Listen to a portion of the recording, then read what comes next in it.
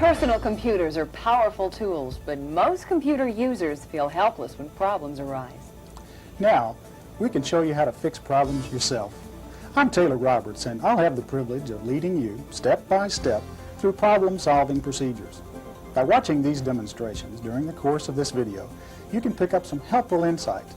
And in most cases, you'll no longer have to take your computer to the service shop.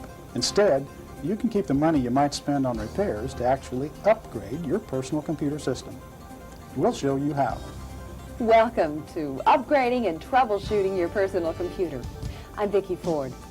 Personal computers are some of the most reliable devices ever designed by man. However, as we all know, nothing a man designs is infallible. But with a little patience and persistence and the aid of the information that we'll provide today, you can deal with the problems that you may encounter while using a PC. In Chapter 1 of this video presentation, we'll look at standard maintenance procedures that will help prevent problems. We'll also cover standard precautionary methods for working around computers. Next, in Chapter 2, we'll learn how to make repairs on some of the most frequently failing components of the PC. And finally, in Chapter 3, we'll show how to add new components to a computer system. Now, this portion of our time together will be extremely useful because this will be your most frequent reason for delving inside your system. Okay, let's get started.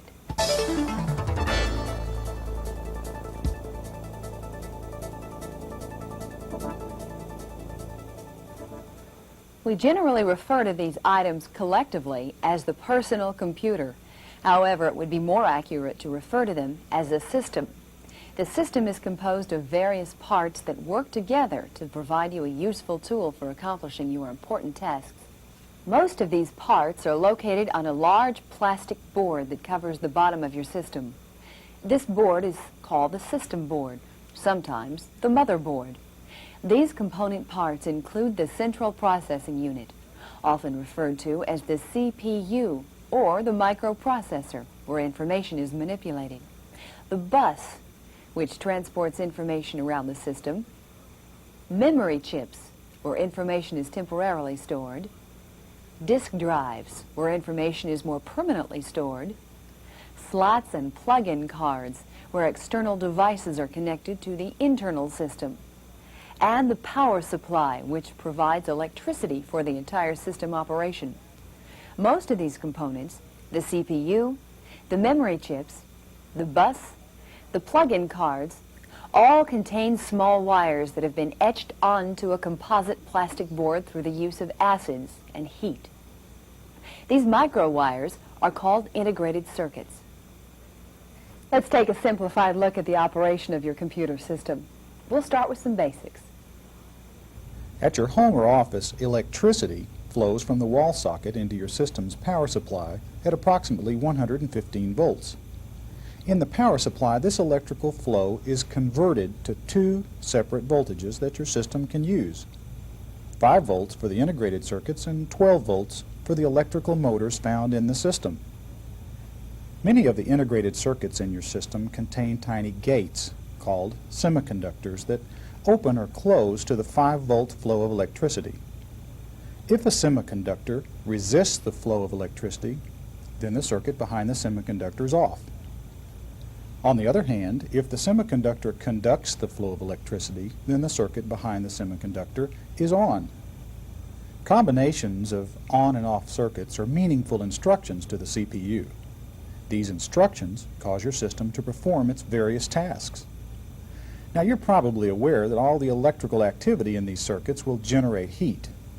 This is due to the flow of electrons through the wires of the device. As these wires heat up, they expand. When the electricity is turned off, the wires contract as they cool down. This repeated expanding and contracting is one of the primary causes of part failure. So, your computer has a built-in fan to dissipate or remove this heat. The longevity of many of the parts and components within a computer are directly dependent on the smooth operation of the fan. Good preventive maintenance should ensure that the fan is able to function unimpeded by dust or dirt.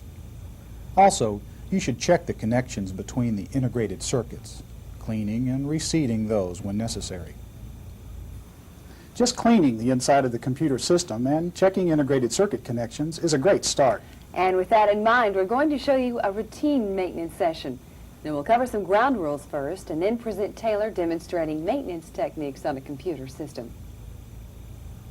Because of the inherent dangers of electricity, always turn your system off and then unplug all the cables and cords to your system before you begin any maintenance, repair, or upgrading procedure.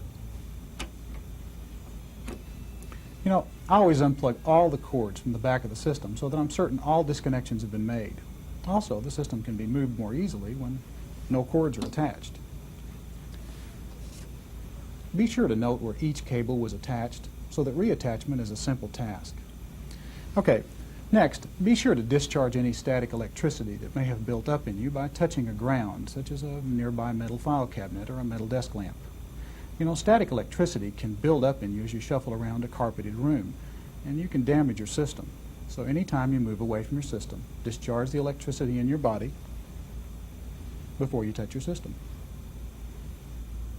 Some additional ways to control static electricity includes placing an anti-static mat on the floor near your computer.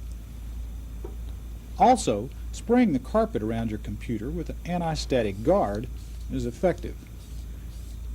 Or you can use a wrist ground strap. You know, the wrist ground strap is probably the best investment you can make to eliminate static electricity problems. This inexpensive aid is connected to a ground and to your wrist. And as long as you wear this strap, there's little danger of damage from static electricity.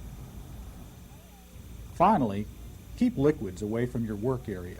You might be able to clean up and overcome the disaster of a soft drink dousing the system, but why go through the aggravation? As you work around inside your system, don't be afraid to touch the various parts. Of course, it's always best to plan what you need to do and do it carefully. But for now, let's gather our tools and begin our work. Of course, the more involved you become with computer maintenance, repair, and upgrading, the more tools you'll need. For our demonstration today, and as a basic set of equipment, you'll need a good computer toolkit like this. Here we have appropriately sized screwdrivers and nut drivers, a chip extractor and a chip inserter, and a Torx driver for special screws. We'll also need a pair of needle nose pliers. For cleaning, we'll need a can of computer cleaning solution. Now this solution should be Freon or isopropyl alcohol based. You can buy this in either liquid or spray. I suggest you use the liquid form because it's more economical. We'll also need a can or two of compressed air for cleaning computers, or a small mini vacuum cleaner. You know, we're better off with a mini vac that has a long, narrow nozzle for getting into those hard-to-reach places of our equipment. Finally, we'll need some foam-type cleaning swabs and a small, soft bristle brush. And for our floppy disk drives, we'll need a cleaning disk kit. Now, using a cleaning disk is both fast and effective for keeping disk drive heads really clean. When you buy your cleaning disk kit, be sure to get the liquid-based kind, not the dry cleaning disks. The dry kind can cause damage to your disk drive heads. And you can find all these items at your local computer supply store. Now, pay close attention as we survey the tasks of routine maintenance. Notice that the screws you'll first need to remove are located along the periphery of the back of the system case. Use a nut driver or a screwdriver to remove these screws. Place the screws in a small cup to ensure that you don't lose them. Now grasp the sides of the system case cover and gently slide it forward. During this demonstration, we're going to show you how to remove several system components. We recommend that as you attempt this procedure, you make a quick sketch of your system configuration to ensure correct reconnections. On this drawing, note the wires that are plugged into the motherboard and plug-in cards found in the slots of the motherboard. By taking a few extra minutes to document this information, you can proceed with greater confidence. The first thing that you'll want to do now is to remove all of the plug-in cards. To do this, remove the single screw that holds them in place. And then, by rocking them in their slot, this should come out pretty easily. As you take the cards out, apply some of the cleaning solution to one of the foam swabs, and then clean the gold-plated connectors, sometimes called fingers. Also, you want to swab out the inside of the slot. Then, just place the cards aside as you clean each one. Next, clean the power supply connectors with one of the foam swabs. Do the same for the keyboard connector, or for any other connections you might find. And don't forget to clean the connectors on your plug-in cards. You know, the disk drive controller card is a special card that connects the motherboard to the disk drives. Now, the disk drives are connected to the controller card by several cables, and each connector should be removed carefully and cleaned. And as soon as you clean the connectors for one cable, reconnect that cable. This will help prevent incorrect replacement. Now take the soft bristle brush and carefully brush the motherboard and each plug-in card. Now, what we're trying to do is loosen pockets of grime and dust. And once this is done, take the can of compressed air and blow away the dust and dirt. Or we use a mini vac to remove the dust and dirt. But be sure to get inside the slots and connectors and around the disk drives and power supply. And now, well, we can replace all the parts we've removed. Now, before you place the cards back in their slots, check for unseated chips. Just press the chips into their sockets while firmly bracing the card with your other hand. Now, this will ensure good connections between the chips and their sockets. When making reconnections, carefully line up your card and then press gently but firmly. Sometimes a little rocking motion will help a stubborn connector. And now, just reattach the screws to the plug-in cards.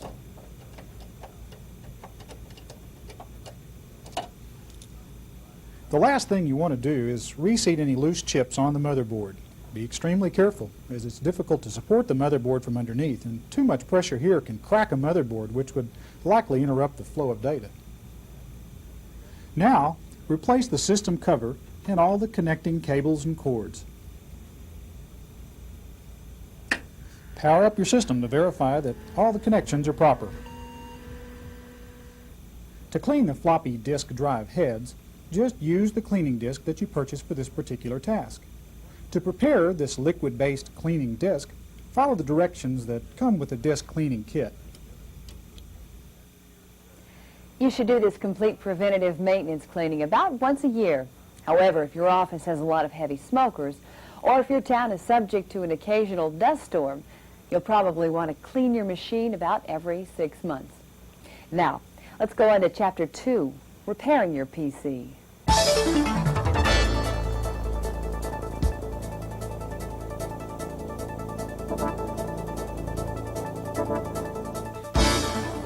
Repairing a broken PC is usually a fairly simple task.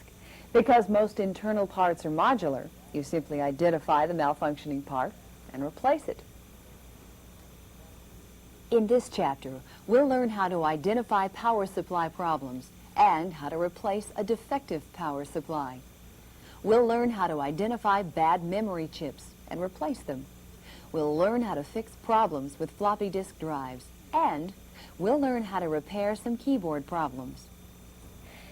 We'll begin by introducing some general troubleshooting guidelines.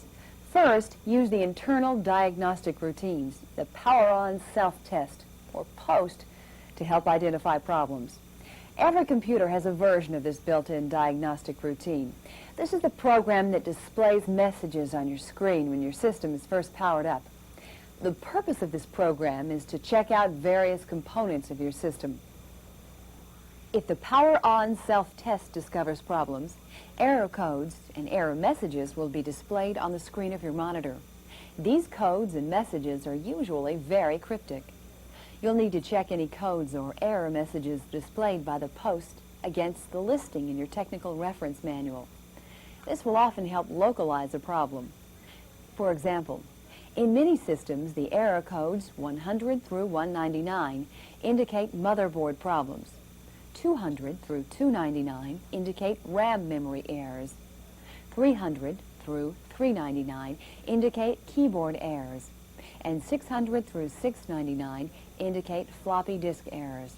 Again, you'll need to check error codes for your system with your technical reference manual. Next, you'll want to listen for unusual sounds. Turn off competing devices like the radio and try to identify the source of the sound. If you've localized the problem to your system, turn off your system's power and check it before continuing. A problem attended to as soon as it occurs is usually cheaper and easier to fix than a problem left lingering. Third, use your sense of smell to identify problem sources. You may be familiar with the distinctive electrical smell of a burned-out motor. If you experience this smell around your PC, turn your system off and begin checking the larger electrical devices such as the power supply or the disk drives. Number 4, check connectors and switches. Many problems can be isolated to loose connections or accidentally moved switches. These loose connections can frequently occur when you're removing or replacing cards in your system. 5, look for unusual signs such as discolored places on the motherboard or on the plug-in cards. Check loose wires, look for broken wires or bent connector pins or misconnections. Number 6, use your sense of touch. Feel for unusually warm or unusually cool chips or wires. Feel for loose cards or loose chips. Once you've identified the problem, you're halfway down the road to solving it. The greatest strain for your system is the time that electricity first begins to flow into the computer. Parts that have been cool are quickly brought to high operating temperatures. This process of moving quickly from a cool to a warm or even hot state causes expansion of metallic parts. The reverse, when the power is turned off, causes contraction of these same parts. Repeated expansions and contractions can lead to parts failure. One major part that bears the brunt of this powering up and powering down is the power supply. You can identify power supply problems a couple of ways. When the power switch is turned on, nothing happens. No beep, no fan motor, nothing. Or when the power is turned on, you hear one long continuous beep. Now this is a signal from the motherboard that it's getting an insufficient supply of power. Let's look at some approaches to solving this problem. First, check the power source. That's the wall outlet or the bar plug to make sure it's working. Now, you can do this by plugging a lamp or other working appliance into the wall outlet. If it works, then you know you've got power to the system. Sometimes power supply problems are as simple as checking a circuit breaker. If everything checks out, we'll check the power cords to make sure they're securely connected to the wall outlet and to the system. Next, open the system case and look for burnt wires attached to your power supply. If there are any, they may appear to be dark, or you may be able to see a break in an internal wire. If you don't find any obvious electrical failures, you can perform an additional check to verify power supply problems. Now, this check does require an additional tool called a multimeter or a voltmeter. A voltmeter is used with the power on, so if you have any doubts at all, simply do not attempt this yourself. As we mentioned earlier, the power supply transforms the incoming 120 volts to 12 volts and 5 volts respectively. You can use a voltmeter to check whether the outgoing voltage is at the correct level. To do this, you'll need to identify the pins in your system's power supply that provide the 12 volt and 5 volt electrical flow. You can find this information in your computer's technical reference manual. Now, some systems have the voltages of the pins printed on the motherboards.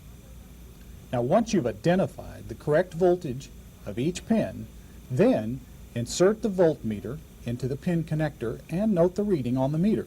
If each one is okay, then you have a good power supply. Chances are, however, that if you have the problems we've mentioned earlier, you'll find the power supply is indeed defective. Because the internal parts of the power supply are probably too complicated for the novice user, you'll want to take your power supply to a service technician for further repair. If you need your system while your power supply is being repaired, you might ask the service technician if he'll provide you a loaner. To replace the power supply, You simply remove the screws that hold the power supply in place. Disconnect all the wires from the power supply to the motherboard and the disk drives, and be sure to note where each wire was connected. Then, lift the power supply out of the system case and insert the new power supply. Another place where you might encounter problems is with a memory chip. Because of the number of manufacturers and the variety of quality control procedures, memory chip failure is one of the most common occurrences within a computer system. Symptoms of memory problems include a parity error 1 message during the power on self-test, or at other times during the operation of the system, or repeated computer hangs, where the computer won't respond to your commands. These computer hangs are often related to software problems. That's correct. Problems might occur, for example, when you try to run a software program on a monochrome monitor, but it's a software program which actually requires a color monitor. To remedy this, reboot the system and continue with your work. It may be nothing more than an intermittent problem with static electricity. If the problem persists, you want to check out the integrity of your memory chips, specifically your RAM chips. Here's how. First, open your system case and be certain that all the memory chips are well seated in their sockets. Press gently on each chip to ensure good contact, and remember, you cannot support the system board while it's still in the system case, so as you're trying to reseat the memory chips, press gently. Now, power on the system to see if the problem persists. If you're still having a problem, run the diagnostics program that came with the computer. The memory checking portion of the diagnostic routine, along with the technical manual for your system, should help you locate the specific bank of chips that contains the problem. There are generic advanced diagnostic software packages that are available. Additionally, devices such as logic chips and logic probes can be used to test individual memory chips. However, the use of these tools requires advanced knowledge of system diagnostics. Your best bet is to use your system's advanced diagnostics program and your system's technical reference manual to identify problem chips. Once you've narrowed the problem down to a bank or banks of chips with your system diagnostics, you can replace the old chips with new chips. To do this, open your system case and find the offending bank of chips. Then, use a chip extractor and a small flat blade screwdriver to remove the chips. Note the orientation of the small notch on the chips. This will help in the correct replacement of the new chips. Now place the old chips aside. You can take these chips to a service technician who can test the chips for you.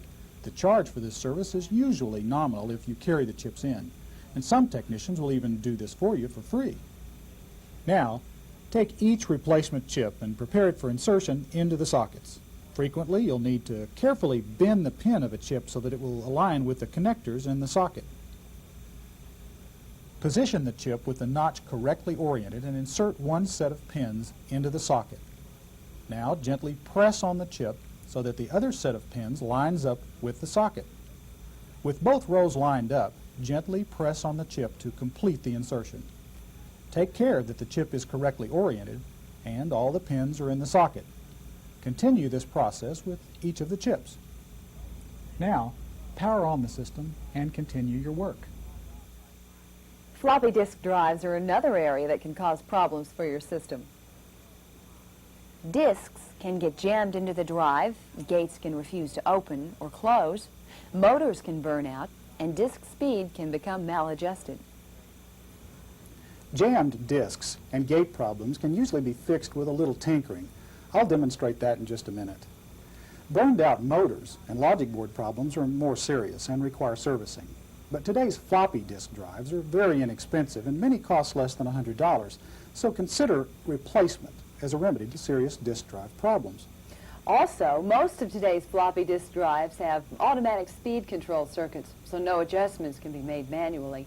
However, older drives do allow the user to adjust the speed of the drive. Right now, we'll see how to access the floppy drive. Open your system case and locate your floppy disk drive connections. Your floppy drive will have two connectors attached to it: the data cable, a wide ribbon cable, and the power cable, 4 individual wires tied together. Remove any screws on the side of the disk drive that are holding the drive to the system case, and then slide the drive out of the case. If the disks are jammed in the drive, then you'll now have better access to the disk drive in order to remove it. In some severe cases, you may have to remove the cover to the disk drive chamber in order to remove a lodged disk. You can also check out the springs and other mechanisms that open and close the gate. Broken springs can be replaced, and unattached springs can be reattached. Now, once you've made the repairs, replace the drive into the case and reattach the cables. The drive should work fine now. Now, one last part of the system we'll learn how to troubleshoot is the keyboard. Keyboards have only two parts that cause problems: the cable and the keypad assembly. Cable problems are indicated by an unresponsive keyboard. If your keyboard will not respond at all, check the external keyboard connection. If this is okay, check the cable for visual cuts or breaks. And if all seems okay here, open the system case and check the internal keyboard connector. Finally, if this looks okay, we need to open the keyboard case to see if the internal connections are sound.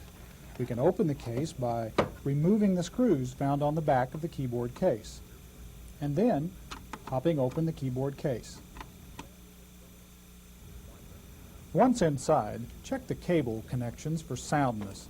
If all is okay, then the probable trouble lies within the cable itself. Then we'll need to buy a new cable and attach it to our keyboard. However, if the keyboard works well, with the exception of a few quirky keys, our keyboard may simply need to be cleaned. Okay, now remove the keypad assembly. Then I'll clean the assembly. You want to be sure to check each key and to make sure that its operation is proper. You might want to use a little compressed air to clean off the keyboard assembly. Once it's cleaned, we'll place the assembly back in the keyboard case, and then we'll reattach the keyboard to the system. Now, this process should resolve any intermittent key problems. If problems persist, the only additional solutions are to replace the keypad assembly or the entire keyboard. We've touched on some of the more frequent problems that you may encounter when using computer systems. Our suggestions are not exhaustive, but with the skills you've learned so far, and with a good technical reference manual, some patience, persistence, and with some good old common sense, you should be able to conquer many of the problems that you may face as a personal computer user. Moving on to Chapter 3, we're going to show you how to add to or upgrade a system.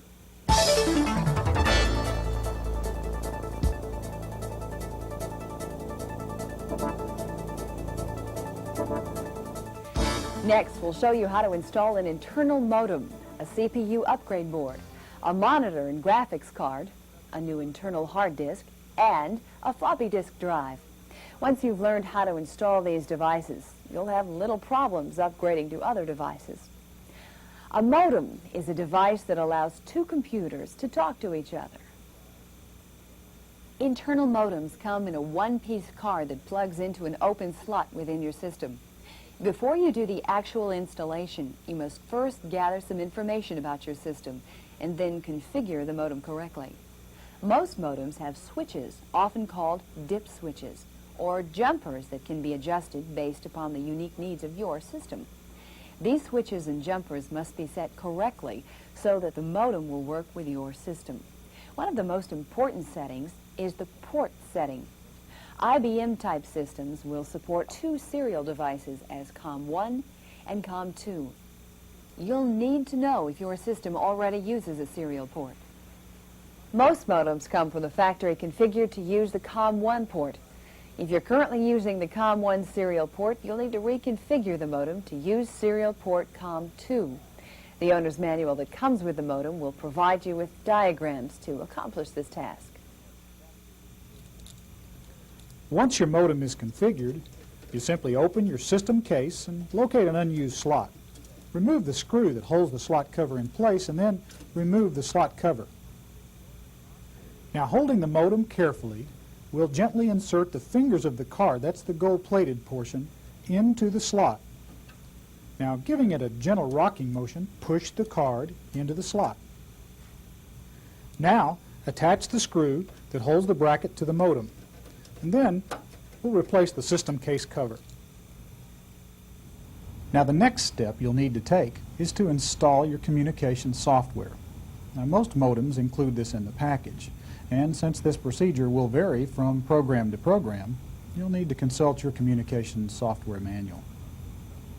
After this is done, you simply plug in the phone cord from the wall outlet, and then you can plug in the cord to your telephone, and then you're ready to go. If you own an 8086 or 8088 or an 8286 CPU-based system, you may want to upgrade to a more versatile 8386 CPU-based machine. Now, you can do this by buying a completely new system or by installing a new CPU into your old system. One way to install a new CPU into an older system is by installing a mother card. Now, these mother cards are really a system board on a component card. We'll show you how to install a mother card called the Breakthrough 386. This card will upgrade your 8086 or 8286 base system to an 8386 base system. Now, here's the install procedure. First, locate a vacant slot on the motherboard and install the Breakthrough 386 card, just as with the modem. Now, before we replace the system case, let's plug our power cords back in and power on the system to test our installation. The Breakthrough 386 card uses a built-in ROM installation program that attempts to automatically configure the board for our system.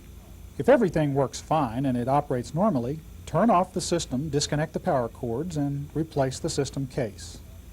Occasionally, however, certain systems will not respond to this automatic configuration. If that happens, let me refer you to your operations manual. The Breakthrough 386 installation program is simple to use and the manual is quite thorough. Another common upgrade is from a monochrome monitor to a color monitor.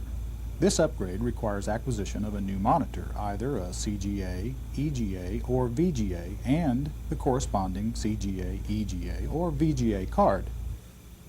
This card is installed in any available slot on your motherboard. Then you plug the new monitor into the newly installed card. And then all that's left for you to do is to tell your system that you changed monitors. This is done through the setup program. If you own an 8086 or 8088 based computer, you'll find the setup procedures on your system diagnostics disk. If you have an 80286 or a 386 machine, your setup program is available in ROM. Simply access the system program and indicate that your monitor has changed. It's as simple as that. You now have your new monitor installed. You may have to change some of your software programs, though, to reflect the newly installed monitor. Although new monitors, modems, and CPU upgrade boards are popular, the most popular devices for upgrading your system are an internal hard disk drive or an additional floppy drive. Now, even though the task of adding a hard disk or floppy disk is a little technical, careful attention to detail will assure you of an improved computer system. First, we'll install a new floppy drive on our system, and then we'll install a hard disk drive. I'm going to install a new 3.5-inch floppy drive to our system. Now, once I've removed the cover to our system, I'll remove the faceplate attached to the computer case cover. This will give us access to the newly installed disk drive.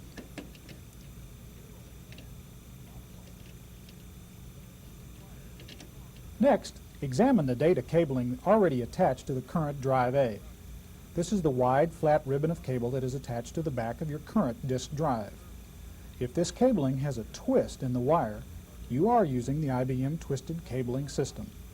IBM developed the system to make disk drive installation simpler. If your system does not use this twisted cabling, you must reconfigure the drive select jumpers on your new disk drive. The factory setting for the jumper is usually set to the first position, indicating drive A. Since you are installing drive B, you must move this jumper to the second position. Remember, Do this only if your system does not have twisted cable wiring. Now notice that the data cable has two connectors on it. Usually the one on the end is attached to the current drive A. You'll want to use the connector in the middle, that is, between the controller card and the current drive A. This is the data connector for your new drive. Now your computer system must know which drive is the last floppy disk drive on the data cable. The system knows a drive is the last drive on the data cable if the terminating resistor is enabled. Since your current drive A is the last drive on the cable, the terminating resistor is already enabled on this drive. However, your new disk drive, fresh out of the box, is also configured to be a drive A. This is why we had to change the drive selection switch earlier. Now, because this new drive will be the B drive, we must disable the terminating resistor. Do this by locating the terminating resistor using your disk drive manual. Now simply disable the terminating resistor. Some drives will have jumper type terminating resistors. And some of the newest drives do not have a terminating resistor. They use a technique called distributed termination. You want to check with your drive manual for details regarding your specific drive. Next, if installing a high-density 3.5-inch drive, locate the media sensor jumper and enable this jumper according to the drive manual directions. Now, insert the drive into the open slot in your computer's chassis. Attach the data cable, then attach the power supply cord. Now, reinstall the computer case cover. The only task left to do is the reconfiguration of your setup file. Access the setup file of your computer and indicate the addition of the new disk drive. The newer high-density 1.44 megabyte 3.5-inch disk drives must be configured on a machine using DOS 3.3 or higher. Now, earlier versions of DOS only recognized the low-density 3.5-inch drives. Now right now, we're going to show you how to install a Seagate Technologies Model 251 hard disk drive. This 251 is the most popular internal hard disk drive on the market, and the skills you'll learn can be applied to the installation of other hard disk drives as well. When you purchase a hard disk drive for your system, you'll need to know what type of system you have, including the type of the BIOS and the type of the disk drive controller card you have. All this information will help the salesperson provide you with an internal hard disk drive that is compatible with your current system. The first step in installing the hard disk is to select the proper disk drive select setting. Now these settings are usually numbered 0 to 1 with drive C set to the 0 setting. The only variation of this is if you use the standard IBM twisted hard disk drive controller cable. If your computer has this type of cabling, you'll need to set both the C drive and the new D drive to the second drive select switch. Now this computer does use the special twisted cable. So on the terminating resistor, our C hard disk drive is set to the number 1 setting. Remember that these settings are numbered 0 to 1. On the new drive D, we'll also need to set the setting to number 1. Next, we'll need to correctly set the terminating resistor. Now this is used to prevent signal echoes. The drive farthest from this controller card must have the terminating resistor enabled. Now that's the drive at the other end of this cable here. Since our C drive is the furthest away, that's back here, from the controller card, it already has the terminating resistor enabled. Now our new drive will be connected to the hard disk drive cable at the middle connector, so we'll need to disable the terminating resistor for our new hard disk D drive.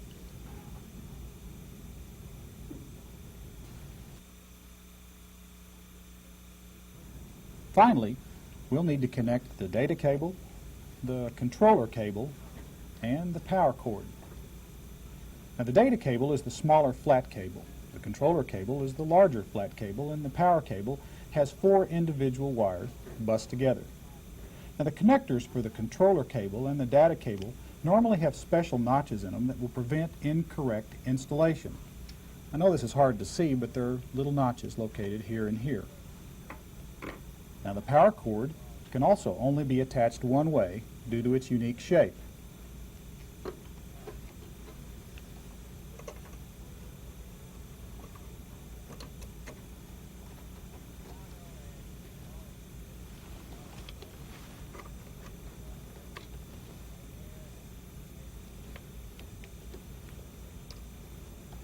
The physical installation of your hard disk is now ready to go.